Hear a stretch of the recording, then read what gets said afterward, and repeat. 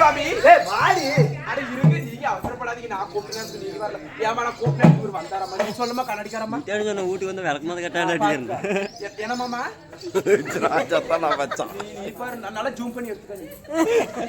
சாமி எல்லாத்தையும் காட்டுறேன். எனக்கு ஒரு காட்டு. ஐயோ அதெல்லாம் வீட்டுங்க. அதுதான் வா போலாம். அது அப்புறம் டைம் இருக்குது வாங்க. சம்பளம் கொடுக்க மாட்டாங்க அப்புறம்.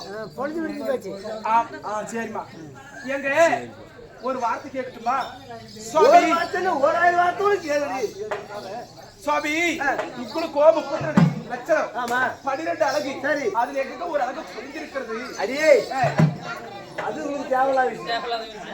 ஆஹா நான் சொன்னாதான் வந்து படுப்பேன்.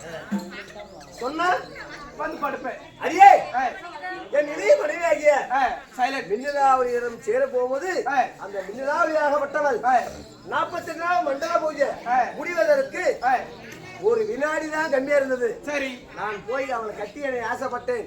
அப்போது ஆண் பெண் கட்டி அணிந்தா இந்த ஈஸ்வரனை தவம் முடிந்து விடுமே என்று சொல்லி என் கையை எடுத்து விட்டா. அவதான் தப்பு இல்ல. என் மண்டை உடைஞ்ச காரணமே அதுதான். யாரால? மின்னல் வழியால. மின்னல் வழியால மண்டை உடைச்சா? ஏடா பொட்டை பொட்டையா ஒட்டியாதான் எங்க இன்னும் கூப்பிடம் படுக்கிறதுக்கு. ஆனா ஒரு பொட்டை கிட்ட போய் மண்டை உடைச்சு உங்களுக்கெல்லாம் மாமலை உங்களுக்கெல்லாம் 7 பொண்டாட்டி முடியாதுடா. அப்படி இப்படி மின்னவளியை சேர்த்து 8 மனைவி ஒரு ஆளுக்கு அதான் சொல்லுவாங்க. ஒரு பொண்டாடி கட்டுனது உரியில சாப்பாடா? எப்படி ஒரு பொண்டாடி கட்டுனது சாப்பாடு? எப்போதான் நம்ம வீட்டுக்காரர் வருவா சாப்பாடு கூட காத்துட்டு இருக்கான். இந்த பொண்டாடி கட்டுன எங்கடா போய் நக்குவா? அனைத்து பேரும் என்னை கை விட்டு விட்டார்கள். இதுக்கு மேல இந்த பெண்ணு வேணாம், இந்த ஒரு மண்ணு வேணாம். சன்னாசி ரோம கொண்டு சரணமே என்று காசிக்கு போய் வரேன்.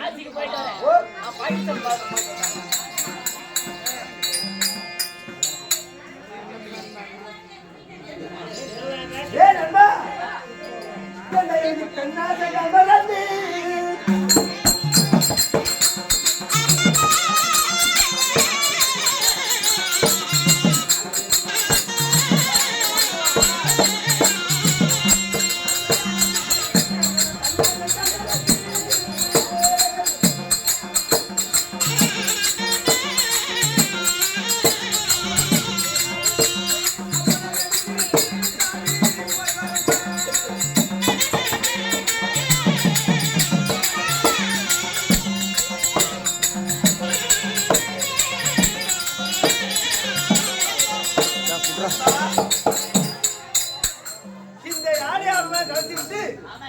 சன்னாசியா ரூபம் கொண்டு நான் கைலங்கிரி சென்று வருகிறேன். இதுக்கு மேல பெண்ணு வேணாம், இந்த மண்ணு வேணாம்.